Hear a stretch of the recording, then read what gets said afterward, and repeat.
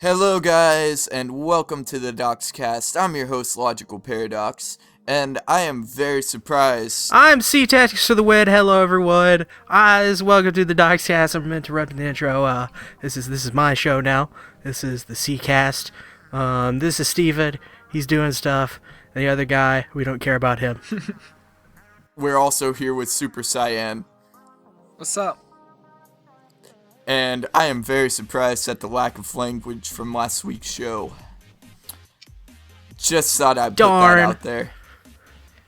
And that's why SeaTactics is here. Hello, gentlemen. Women of all ages. Mostly women, though. He likes Hello, his women. women. Okay. So, now that all the unprofessionality is out, let's get on to the discussion.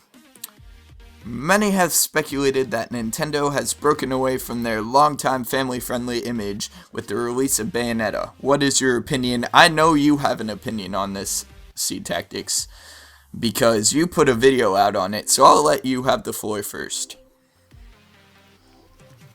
Well, I did put a video out on it, and you can go check it out, but don't do that, because it sucks, apparently.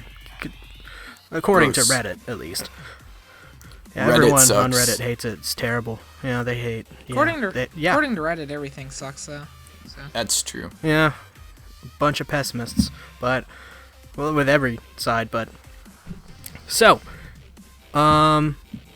they okay. I want to. When did the Wii come out? 2005. The Wii, like the first, like Yeah. The first Wii. 2006, I believe. Yeah, and I it came will- out with a game I called will Red Check Steel. that. And this is not the first M game they've released that's solely, first party. They've done more. They did like a Grindhouse November thing 19th, that was 2006. Nice. That's a long time ago now. 8 years, but they released a bunch of violent games before then, believe it or not. And Ocarina of Time is really when a lot of people considered Nintendo more than just a friendly, kid console. Was it Ocarina of Time, the Zelda game that was a little bit more mature? I believe so. Yeah. Kind of started with that. It was still, cartoonish, kid-friendly anime stuff, but it really kind of blew up with the Wii because they had a bunch of these first-party titles that were M-rated, and, mostly Nintendo put out, teen-rated games, E-rated games, Mario, Yeah. Zelda, Donkey Kong, things Family like that. friendly. And Bayonetta is just another example of Nintendo just opening up to markets slower. Obviously they're a little bit ahead of the curve this time with supporting 1080p and things like that. In last generation they were all SD and supporting 60 FPS and not 900p 30 FPS like Ubisoft. I think that they never really changed their policies. I think they've just... They never they're were Nintendo- officially family friendly. Like, Well, the Nintendo consoles are all children's Yeah, toys. yeah. That's how Nintendo classifies them as children's toys. See, I think they're still kid friendly, I guess, but I think that the joy and of Nintendo comes more than from just kid friendly stuff. There's a deeper message in everything and meanings and things like that, and that's just in their E-rated, teen-rated games Yeah. for children. And then M-rated games, I mean, obviously those are a little bit more of the more AAA games you find. There's not a lot of that magic that to be found in Mario or Zelda or something like that.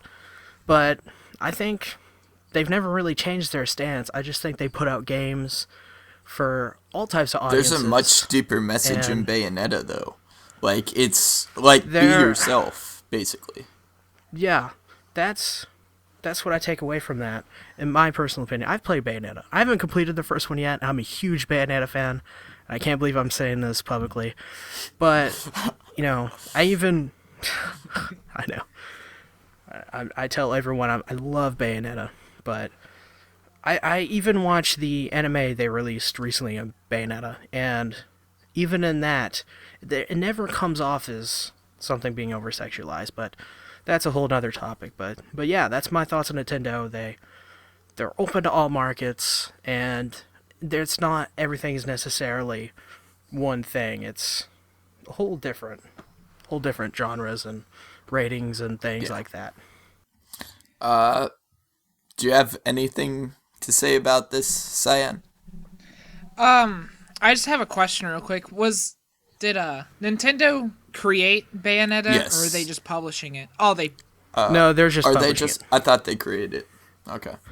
Platinum Games makes Bayonetta. I know that they put in something, they had Mario costumes or something for the Yeah. game. Yeah, that's they had Fox, McCloud, Princess Peach, a whole bunch of stuff. I think as long as they're not making bunches of games that are similar to Bayonetta, I don't think they'll really lose their family friendly thing. And as you said, that they've always released stuff like this, but the vast majority of stuff is still family friendly. Who knows? They may even have some stuff out that's rated X that's top secret that you don't even know about. I don't think they're gonna do that. I mean, bringing back to releasing a lot of games like Bayonetta, I would love more games like that, like the Spectacle Fighter, because there's two that people can think of off their head: Bayonetta and Devil May Cry. Devil May Cry. Fantastic game. The reboot was amazing. Oh, I see. I actually have never heard of that. You're probably gonna kill me for saying that, and so are the viewers. It's started PS2 generation stuff, and wasn't very popular. I see. After the first entry. Well, my opinion on Bayonetta is that they just tried branching out, like you said. They've never really been an official family-friendly game company, but it's just let them do what they're gonna do, basically. That's what I gotta say to the critics out there. I mean, you have, no say in it, so just let it be. Yeah. Just let it be. Yeah, author guys, Polygon gave it a 7.5. I agree with the score if he wants to give it 7.5. It's an opinion piece, but some of that stuff was little wrong. Yeah. So is that all we have to say for Bayonetta? I don't have anything more to say. I honestly am not too familiar with Bayonetta, so. Okay. On to the next question. Ubisoft's long-expected releases Assassin's Creed Unity and Assassin's Creed Rogue are scheduled to release on November 11th of this year. Assassin's Creed Unity for next-gen consoles and Rogue for previous-gen, and these are exclusives for these consoles. Bringing to the table co-op story mode and various other features, do you think this will bring Ubisoft the redemption they need after Watch Dogs? And also, will the two releases further the conflict of next and previous generation console users? I think that it's just a question of optimization, or word of the week last week, because I can word, and that's basically the prime factor in this whole splitting into two games for the same release. I went first, so Cyan? Hold on, let me think. Alright, so will releasing these games with story mode and co-op and all that bring Ubisoft redemption? No, not even close.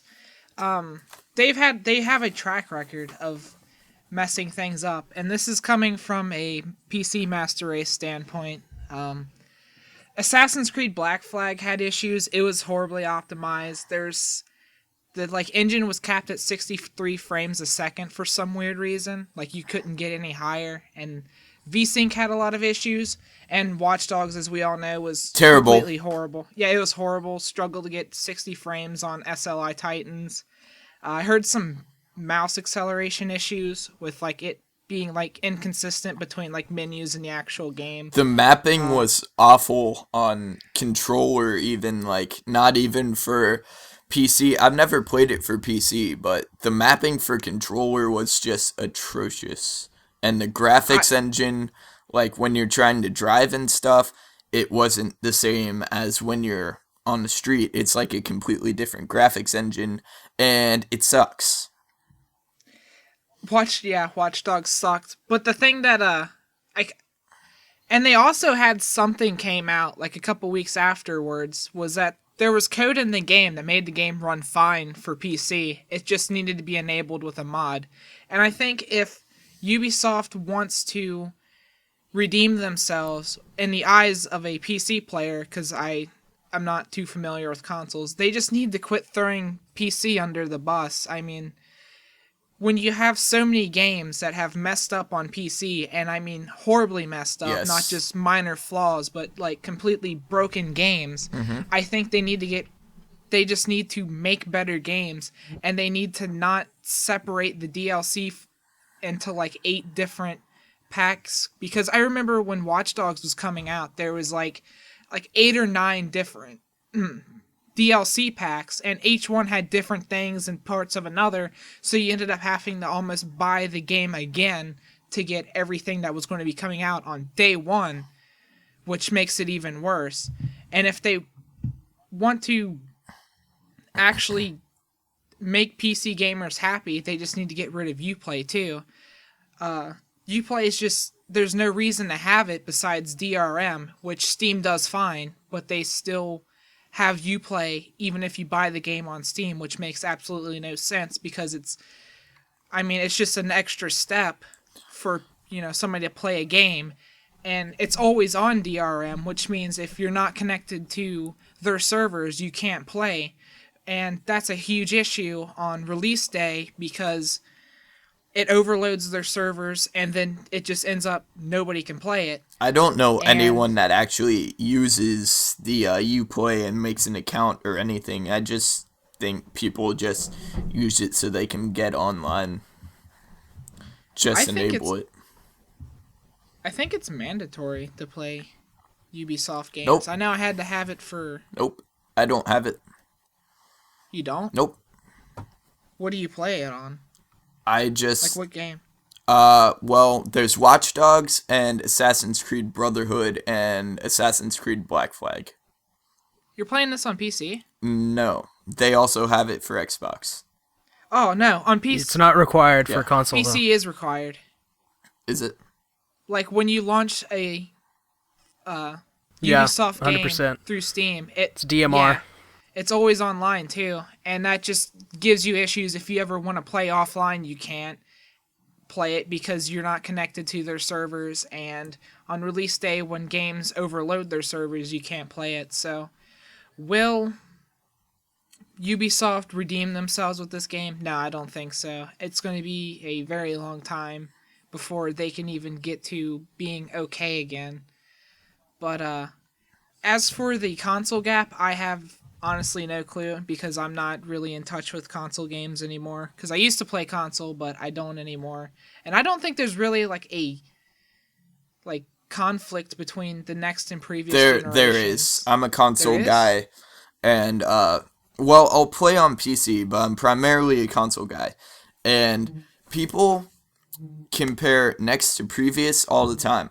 And usually when people do this, the previous gen comes out on top because, it's more seasoned than next gen.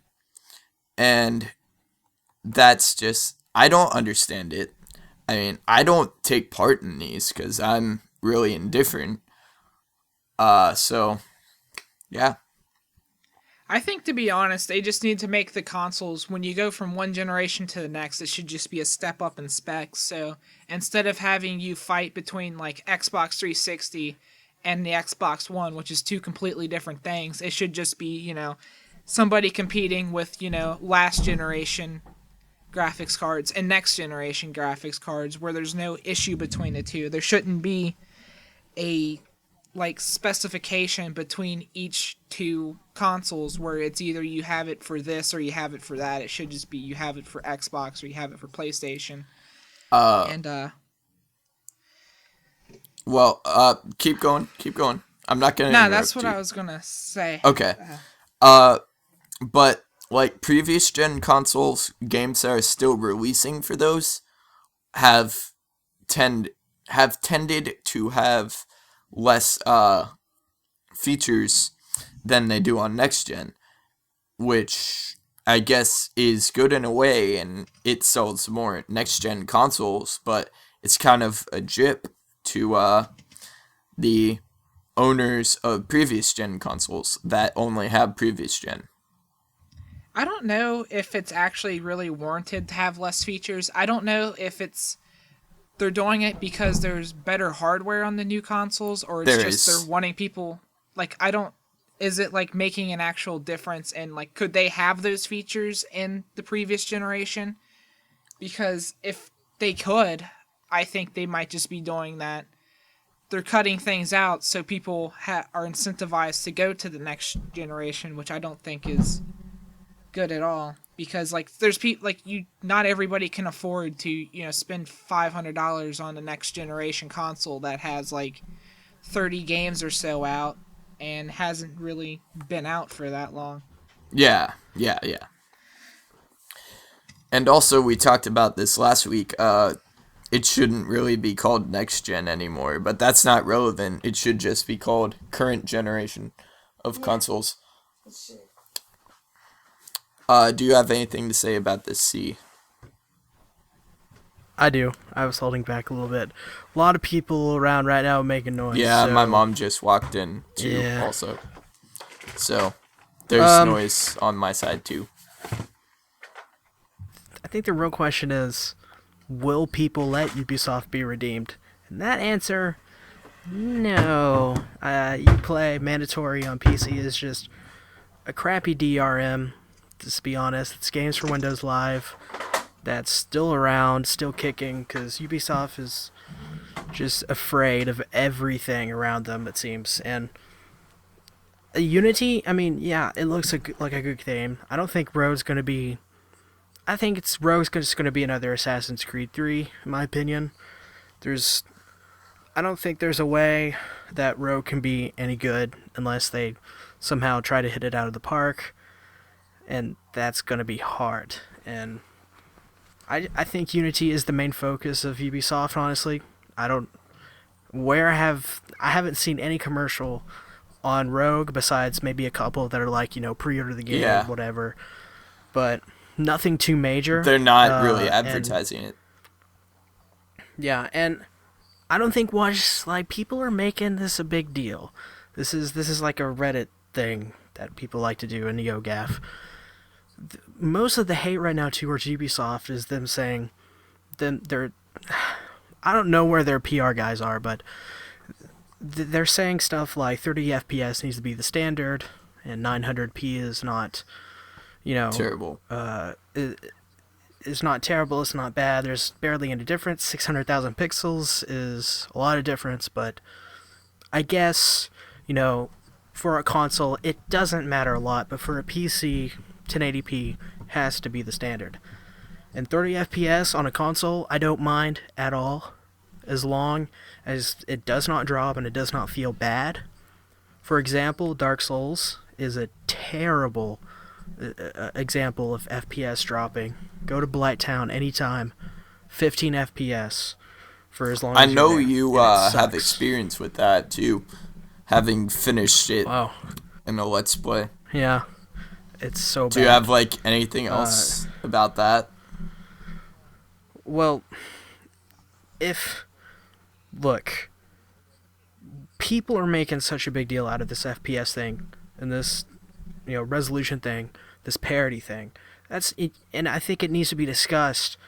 But at the same time, we really should be focusing on different things that are ruining this industry, Exactly. like DLC, terrible support, cutting pieces of the story out to sell to you later, like Destiny. These things need to stop, and also always online. That is a terrible implementation of that idea. It's bad. And Watch Dogs, I don't think it was so hyped up, along with Titanfall and Destiny. And Destiny is faring well. They're selling a lot, but Titanfall and Watch Dogs are the perfect example of being overhyped. But people are calling these games crap because of this one thing, and I don't think Ubisoft is the big bad guy we make them out to be. I think there's many more companies that are worse, but I don't think Ubisoft is trying to fix themselves like other game studios are trying to, like, I don't know. Activision is not really pushing on the DLC front as hard anymore as they used to, besides, their little pre-order things, which they're starting to do a lot more with now. And to answer your question, no one will forgive Ubisoft at any time. Anytime soon, at least. And yeah, for at least 10 years, no one's going to forgive them. They're always, even if they do a complete 180 turnaround, and do everything right for the next 20 years, a lot of people will still feel burned about Ubisoft After and be Watch wary Dogs and all of their what they PC do. releases. Yeah, and they get these terrible studios to port these console games to PC, basically, and it's a terrible experience, and I don't think anyone is looking forward to Unity actually being good on the PC, because, to be quite honest, it's probably not. Okay. Is that all we have on that subject? Yeah, that's as far as I can go without it turning into a PC Master Race thing. No, it's fine if you turn it into PC Master Race. Nah, I'm 4K gaming? What's your 144 what's FPS? your golden locks flow? Nah, I'm good. Okay. I'll have you know, sir, I have a gaming rig with 4 Titans, and I'm getting lots of FPS stuff. I words. see. But 4 terabytes? But is it water cooled? It's only good if it's water cooled. It is. Everybody knows that. Okay, so on to the next.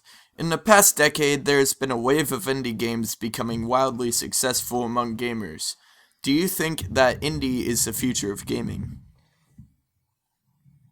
I'm gonna go this time, because Go ahead. not gonna lie, this question is, it's interesting, but I think this is a question that was probably asked 5 years ago, but now it's kind of irrelevant. Is indie the future of gaming? Is gaming the future of gaming? That's pretty much what you're asking. I think what you mean to ask is, the indie development model better than the AAA development model? And yeah, basically. they both have their pros and cons. For example, mostly indie is true indie that I think a lot of people grown up with from the past is funded out of your own pocket, make this game, probably going to be bad. But now this new generation of gamers are like Kickstarter and things like that, and I think indie has gotten a little worse. It's turned into like bigger AAA devs going to indie, things like that. Jade Raymond, I think, just left Ubisoft. She's probably going to do that. Not Tim Burton, but the guy who made Psychonauts, Grim Fandango, something like that. Tom that Clancy? Guy. No, I don't remember his name. No. Tom Clancy. The book author is moving to AAA. Yes. But his games, bruh. Yeah. Rainbow Six Vegas is now an indie mobile port. It's going to be amazing. 24 FPS Master Race. No, personally, I don't think indie gaming or making indie games is going to be the future. I think making games is going to be the future. It's just what you do with that game and how you support it and how you treat your fan base and it's all about making the right decisions with indie gaming, it seems. Everyone wants to be the next Minecraft, and I think indie should move on from that. Indie should move on from this whatever this pit they're in of just we have to sell more Minecraft, early access, all that stuff. But aside from that, did we just hear Super Cyan die because I heard a very loud thump and something fall on the ground? No. Okay. I didn't do anything. Okay. Well, God, I don't remember what I was talking about, but I was on something. I was bound to finish at the climax, but I don't know. It's a whimper now. But screw you, Steven. Y'all messing me up. You were talking about Minecraft. With all these devs, doing their Kickstarter and early access, I think indie devs should think more out of the box, and stop trying to really pander, which I don't think a lot are doing, but most of the shovelware that's on Steam, that's a lot of pandering to the YouTube. It's YouTube based. Are you saying we don't need another grass simulator or like rock simulator? Oh, I could go for another grass simulator, bro. We don't. It's like basically what they're doing is nudge, nudge, wink, wink. It's all they're simulator doing with that stuff. Oh God, goat simulator. Okay. That's getting a console port, by the way. Was that indie? That is the perfect example of this question, okay? Just indie games becoming wildly successful, like Goat Simulator, Minecraft, all these things just exploding, coming out of nowhere, basically. And I just think indie devs need to think out of the box. They need to stop going with this. It has to be funded by the fans all the time. All the fans have to know every single little thing about it, and basically spilling all your beans and all that stuff. Honestly, I disagree with that because who's gonna know about it if you don't do Kickstarter and have the fans do? I don't mean like that. I just mean like everything. Like everything is done by the fans, it seems.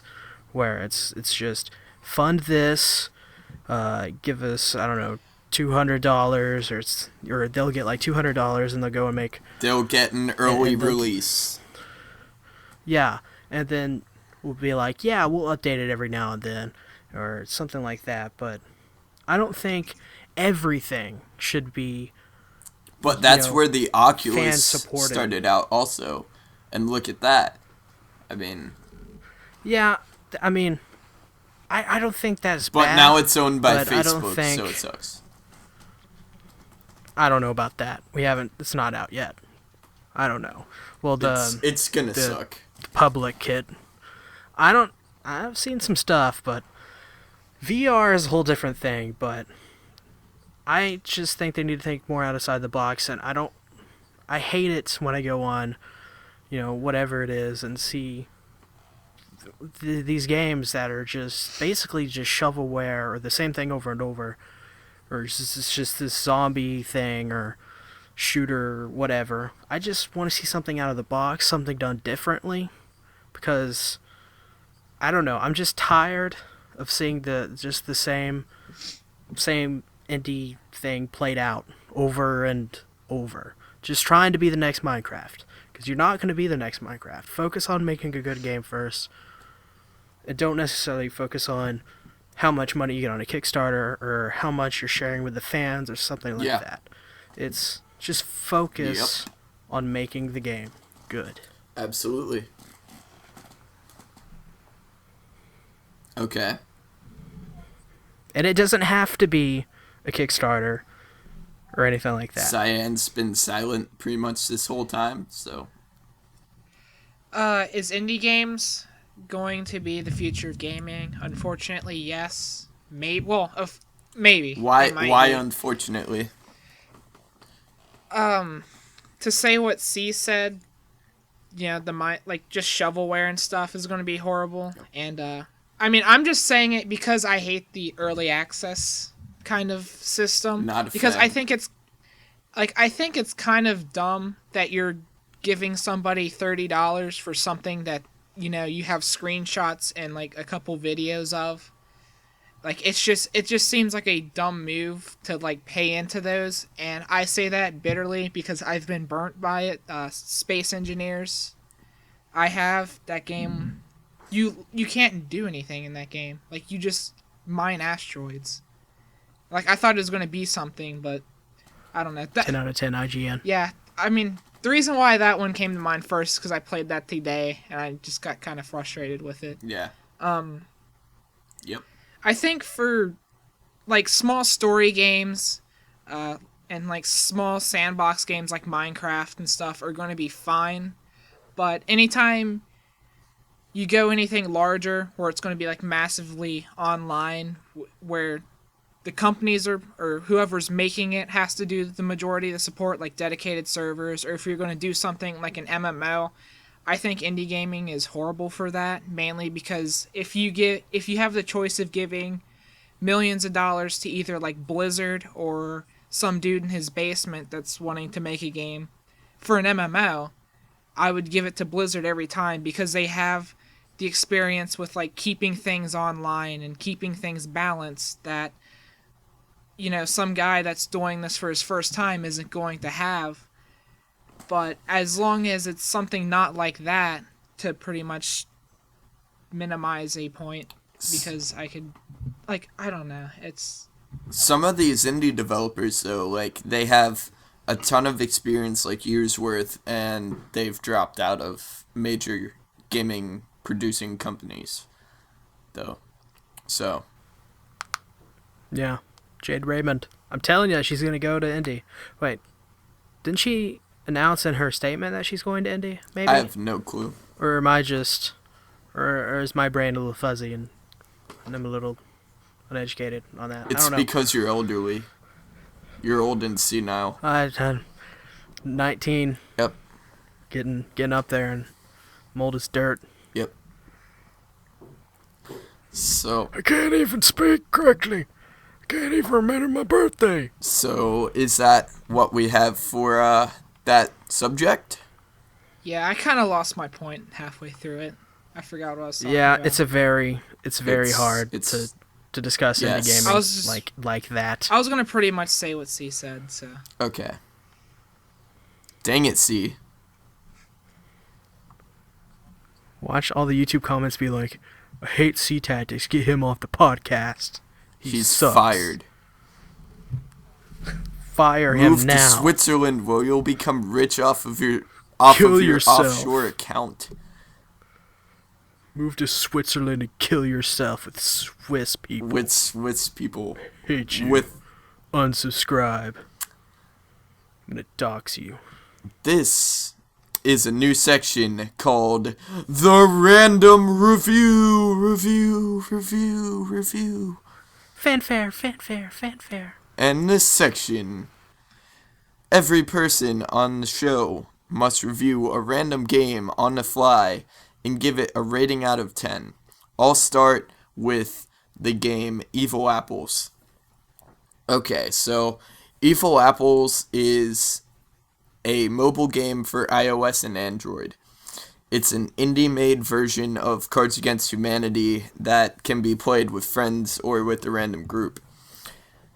The crude and inappropriate humor is very priceless because you can just do whatever you want with it. And it's fun and addicting. That's a major factor there. So what you do in this game is you complete a famous thought or quote with a pre-generated funny answer card that fits the question, or you write down your own wild card. And the best answer is picked by a judge, and that person wins and gets 5 coins and stuff like that. and the judges alternate. So every turn there's a different judge that just played a card.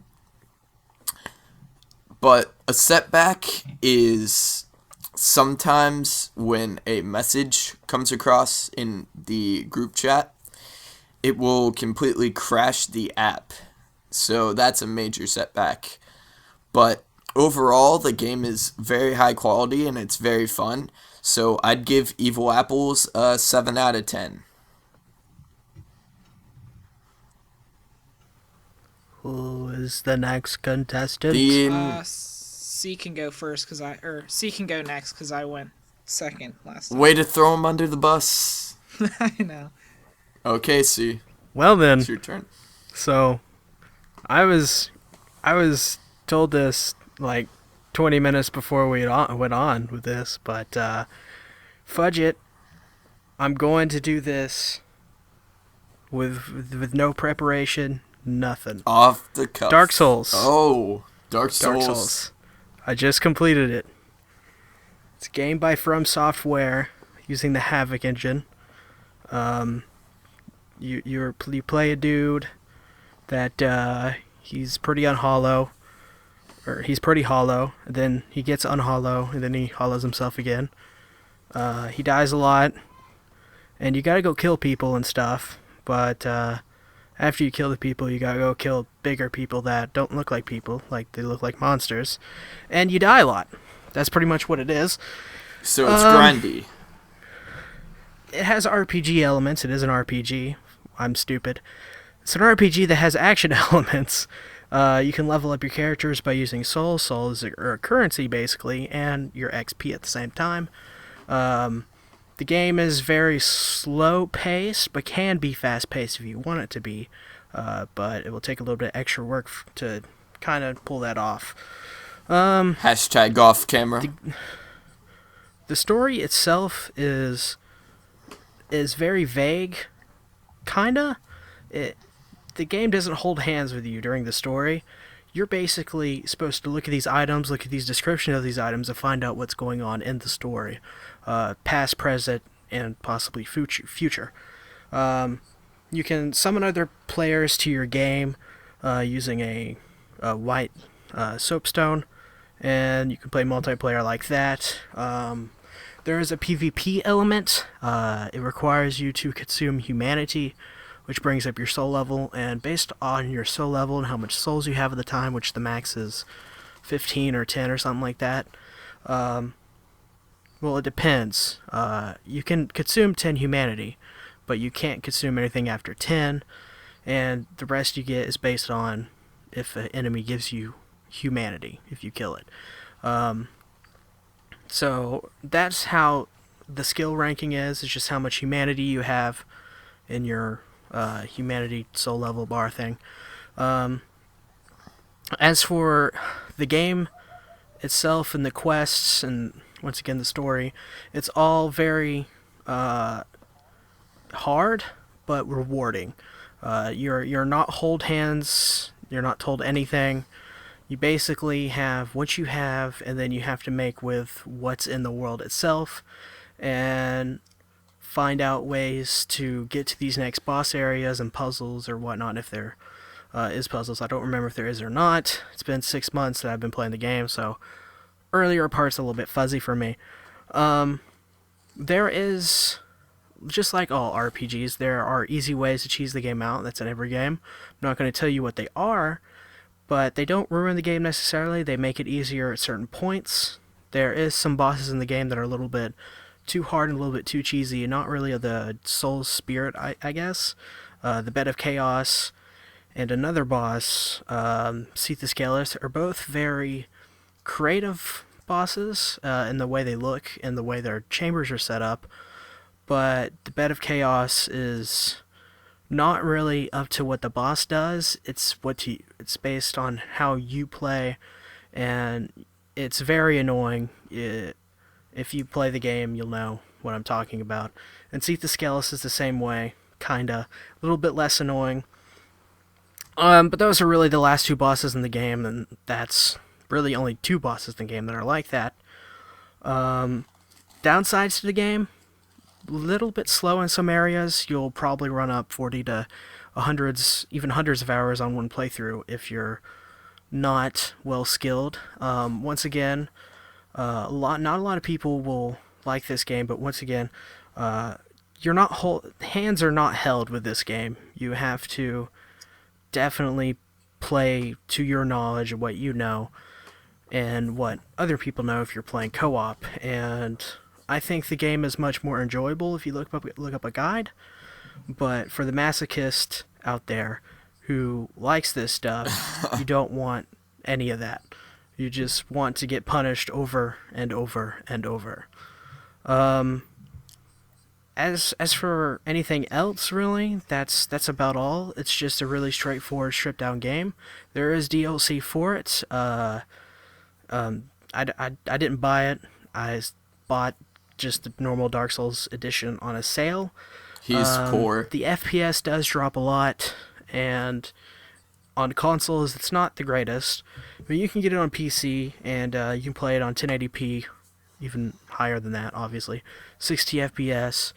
But on the PC, if you're playing on higher frame rates, your weapons will degrade faster.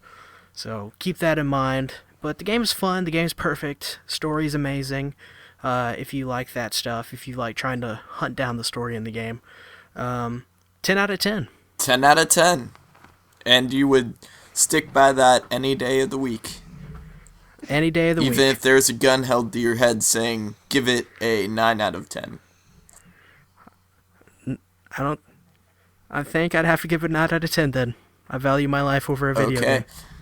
That was very in-depth. I see that you were reading things off of the internet as you were giving that, but...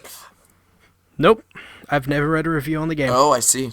But anyway, since the ladies already went first, dang it, I just called myself a woman. Crap. I thought you were referring to me. That was not intentional. I was trying to refer to you. But now, Cyan, your turn. Are early access games fair game? Yes. Alright, so I want to do Space Engineers mainly because I played it today and it, for some reason it just kind of got to me. Just looking, I'm at the store page right now. I'll give you the summary that it says. It says Space Engineers is a sandbox game about engineering, construction, and maintenance of space works. Players build spaceships and space stations of various size and utilization, civilian and military, pilot ships, and perform asteroid mining. So, it sounds like a decent game, right? Yeah. It sounds amazing. Well, all that stuff's true, but it's insanely boring. If you're not playing multiplayer, which I only played single player, it just feels so empty, and there's nothing really to do. You're dropped in this world where you have a jetpack and a spacesuit and some tools. There's a couple different settings. You can either just have absolutely nothing. You can have things where it has spaceships and stations spawn for you, but it just feels so unpolished, and it is an early access game, so you have to give it that. And for some reason, it says the user reviews are overwhelmingly positive. I really don't know how. I've actually heard it's pretty good, but continue. The UI for it is horrible. There are there's 3 separate inventory menus, and you have, it feels like you have to read a book on the game to understand it. There are so many different hotkeys, there's so many different window modes and how you have to do certain things, and it certainly has a learning curve. I don't know if I don't like it right now because I haven't overcame that learning curve, because I have 3 hours on record, which I mean, it's made a lot of steps, because when I first got it a couple of months ago, it wouldn't even reach 60 frames on my computer, but now it seems to be running fine. One of the advantages, I just found this when I was scrolling through the store page. Somebody says, no Ebola, Ebola free, absolutely no Ebola, buy it now. So, I mean, I guess it's got that going for it, but it doesn't have Ebola. Yeah, like I was just kind of like scrolling through the menu or the store page, and I just found that review just because I just wanted to see what everybody else was thinking and see if it was still 1 early out of access. 10. Worst game ever. Thumbs up? I would give it like a like at its current state. Like I can see where there might be some fun with it if you have like more than one person playing it, and you overcome that beginning learning curve. But you have to understand that there is a learning curve going into it. It's not like Minecraft where you can kind of figure it out in like an hour or so. But An hour? It took you an hour to figure out how to punch wood? I mean, like when it comes to like crafting recipes, Okay, like this game, okay. Space Engineers gives you absolutely nothing. There's not even a tutorial. I just checked a minute ago. There is no tutorial whatsoever in the game. There is a help menu that tells you what every key does, but it doesn't tell you, like, it took me like 20 minutes to figure out how to get something from my inventory into my hotbar so I can use it. It gives you every crafting recipe in the game and it tells you how to do it, but when you look at the thing in survival mode, it looks like you can actually use those, but when you try to place it, it says sorry, you can't do this. And there's no way where there is no way you can tell how to make anything or make the components for anything. I was trying to make something so I could build a spaceship, but it said I didn't have this, I didn't know how to get this. It asked me for some sort of metal. I didn't know how to get the metal, so I tried to mine some iron ore. And it's everything's just so weird about the game. They have like refineries and assemblers and like storage units, but in order to use them, you can't just walk up to them and hit a button like you think it would. You would. You have to go to this little command center thing that's like supposed to fly the spaceship or whatever, and you have to do everything from there. Like, I would give this game a 5 out of 10. Like, if you get over the learning curve, it's probably a lot of fun, but I mean, as it currently stands, it's decent at best. Okay, so, with that, that's all the time we have for today. So, remember to follow our... See you later, guys. My name is SeaTactics for the win, otherwise known as Ben. Check out my YouTube channel over at youtube.com/SeaTactics for the win. And I got a lot of things going on right now. Dark Souls, more Dark Souls, Hex and Sea, which is another series. But just go on channel, check it out. I'm amazing. Steven sucks. I'm awesome. And where can they find you, Super Cyan? YouTube.com/Super Cyan Games. I make montage parodies and whatever I feel like, whenever I feel like it. I don't have a schedule right now because of school and stuff, so... Same. I mean, I try to post things somewhat regularly, like every 3 or 4 days, but sometimes it just doesn't work out. Okay. Twitter and everything for both of you. SeaTactics for the win at SeaTacticsFTW. Okay. And Super Cyan. Twitter.com/Super Cyan Games, I think? I don't know, I just created it yesterday, hold on. Yeah, it's Super Cyan Games. I like how he has to look up his own Twitter. I just put the branding over today. Yeah. Or okay. not today, but like 2 days ago. It used to be I Miss Too Much, right? Yeah. Yeah. Yeah, he also has the channel that is inactive. It is I Miss Too Much. I have Super Cyan, I Miss Too Much. I was 8-bit for 2 days. I was Jargon DJ like a long time ago. I'm going through like a beginning life crisis or something. Okay. So, thank you for tuning in to this episode of the DoxCast. I'll see you next time. You can follow me on YouTube, Logical Paradox, or DoxCast, but you're watching DoxCast now, so hit that subscribe button underneath for more beautiful guests and to hear my voice more. And you can follow me on Facebook. I have a like page. It is Logical Paradox HD. I have a subreddit that is Logical Paradox. I know SeaTactics also has a subreddit that is SeaTactics, I believe, right? SeaTactics.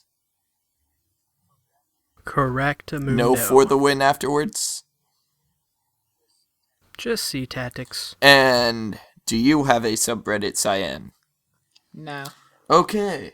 And on Twitter, which is where I mostly update, I am Logical Paradox 1. At Logical Paradox 1. Excuse me. And with that, I will see you guys later. Goodbye.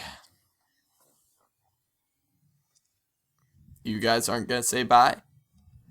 Bye.